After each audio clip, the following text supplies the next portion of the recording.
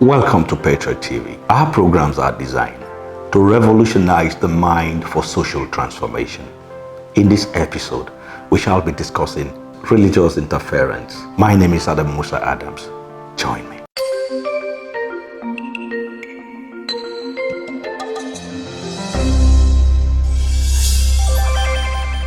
Karl Marx, I quote, "Religion is the sigh of the oppressed creation, the heart of the heartless world, and the soul of soulless conditions. It is the opium of the people." In this episode, we shall be looking at the interference of religion as it affects patriotism and national development. Back in the days, in the secondary school, between Form 1 and Form 3, curriculum was designed in such a way that you study integrated science, meaning that after the junior level, as it was considered then, you can break up to either a science class or an art class. But integrated science embodied biology, physics, and chemistry at the basic level. It means you are taught all the science basically, and at the decision level you can choose to do either science, which is chemistry and biology, or you go to the art, but not without biology. When it's time for religious studies, there is a breakup of a group of students who goes to the Islamic religious knowledge class and those who goes to, at that moment, there is no religious tolerance. And our constitution permits that religious tolerance is what we must embrace through patriotism if we must achieve the nation we desire. How has this intervened, you ask? And you may probably say there is no coup that has been based on religion. You will equally say there is no government at any point in time whose election is equally based on religion. That is the underlying factor that had eaten deep into our soul, the fabric of our soul, like a cankerworm. That is the same element by the development and building of our personality that has informed our thinking, our mindset, and what happened within the offices, even when we grow into adults and basic individuals and different professionals. What would have happened? Now look at the divide here. The child who is coming from the Christian home goes probably to the morning mass even before coming to the school. The one who is coming from a Muslim home majorly goes to the Makaranta Allo before even returning to school. After school, at interval, they still go to the Makaranta Allo. In the evening, they still go to the Makaranta Allo. And the teaching here from this same place that is equally what is taught in the school at both religious study, it's a Christian, it's your brother. A Muslim, it's your brother. So a child who has come to an institution that is to teach Nigeria, the emphasis on the constitution is not even as much as the emphasis on their personality as it regards their different religion. They were not taught that by constitution. I think at a point, we should start treating the constitution of our nation the way we treat our spiritual books, the Bible and the Quran. It should become what we study, what we wake up every day in the morning and read to our children, if we must get this patriotism headed into them. You see, you cannot put two ideas of different principles in the mind of a child and expect that child to decide correctly and expect that child to behave accordingly, because he's joined into serving two masters. One, the constitution. Two, the religion. And the conflict here is, if you are not a Muslim, you're going to hell. That is the belief of a Muslim child. If you are not a Christian and you don't believe in Jesus, you go to hell. But unfortunately, the universal constant here is God, both for the Muslim child and the Christian child. So I think instead of removing history from curriculum at the secondary school level, it's either religious studies, which is brought to teach morals, it's removed, because all you need, and the constitution become supreme. Or better still, teach just religious studies, Nigeria does not exist in isolation. It exists among other nations. And other nations with their different culture and religious belief have various religions. So when you teach religious studies, it means you're opening the perception of that child to look at everything from all angles, thereby imbibing the spirit of religious tolerance. Teach the child Shintoism, teach them Confucianism, teach them Buddhism, teach them Hinduism, tell them the history. Let them have knowledge of all of this so that they could know that even these are first human. And that if we think they are our brothers, because we want more brother, we should leave them to have adequate information about religion to make a decision. But how does this affect patriotism and our national development? It's not far-fetched.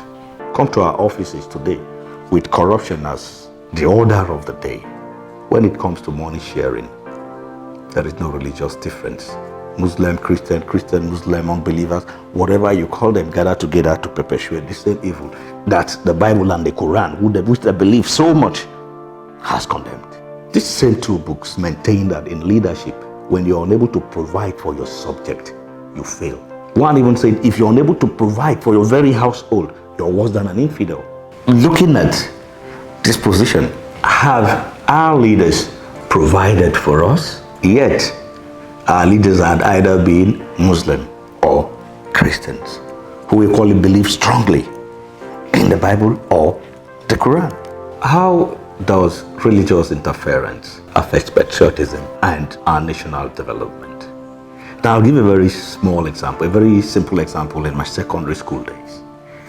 I have this friend, Joshua, who stay right behind me on the assembly ground every day.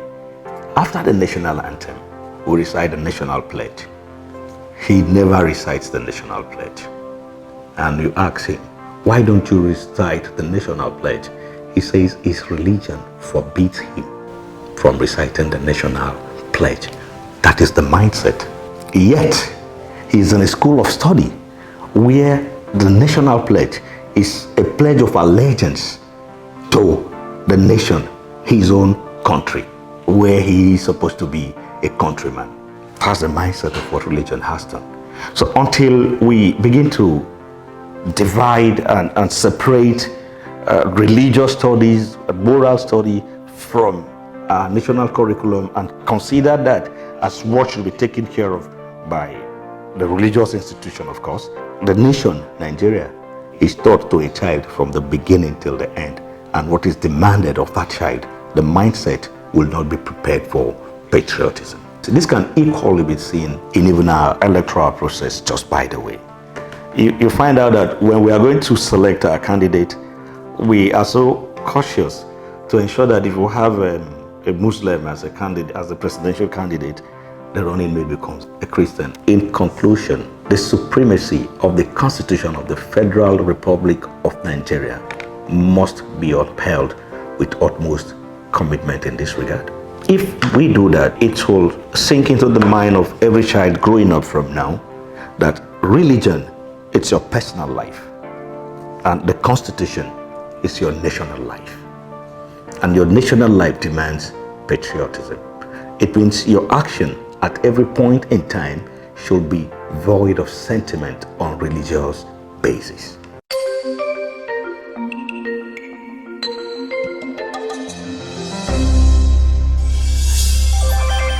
Welcome to the Voice Pop segment on Petroid TV.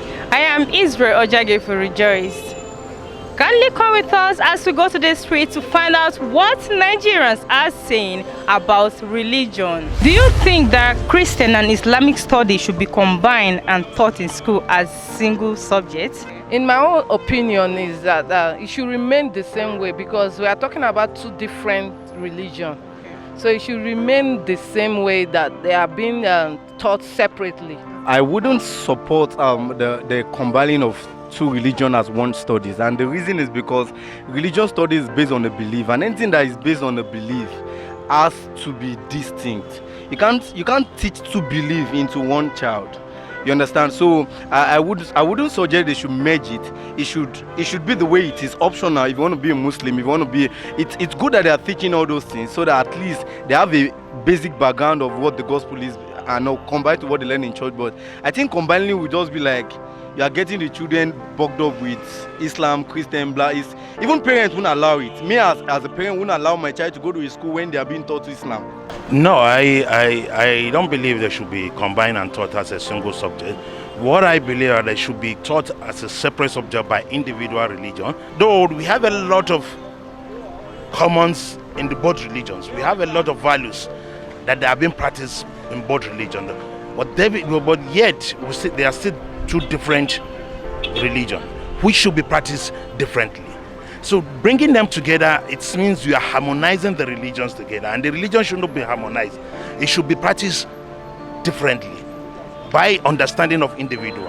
I don't think so. The reason is that even though both are talking about God, but is of different belief to an extent, we don't really have the same belief in what is being taught. So combining the both, it will bring a lot of confusion to me.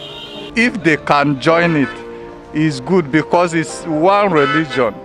It's one religion because if you go into Quran very well, you see how Jesus create everything together. But it's we Nigeria, we are seeing it as a different religion. We are all ones. They shouldn't be combined. They should be separate. Christian religion knowledge should be taught differently. Islamic religion knowledge should be taught differently. You understand? But then, what I would advise other institutions was that they should create an avenue for those who want to be together, so that there will be debate between the Islamic and the Christian. It's very good for somebody as a Muslim to know few information about Bible, and it's also very good somebody as a Christian to know few about Quran studies. As far as I'm concerned, there are two different religions. These two different religions, their teachings are different. So there is no way they can combine the two, because the way Christians taught their children is different from how Islam also teach their own children. It should be separated the way it has been, because combining it, I feel that you are trying to confuse the children. For me, I don't like the collapse, but we want everybody to, the media and our leaders, to sensitize the public on how to live with your religion without violating the other man's religious rights. Nigeria is a peculiar area. It's a peculiar area that is an area that's full of suspicion. That if you allow a child, a Christian religion, Islamic religion, to be taught as one subject, one body will be suspecting that either they want to convert their children to their religion, or they want to exterminate their religion. Bringing them together as a subject, it is not the idea. But I would say, let them create a moral instruction that will be dependent on how these religions will be combined to mold a child for the future. Because we are talking of the future and not today.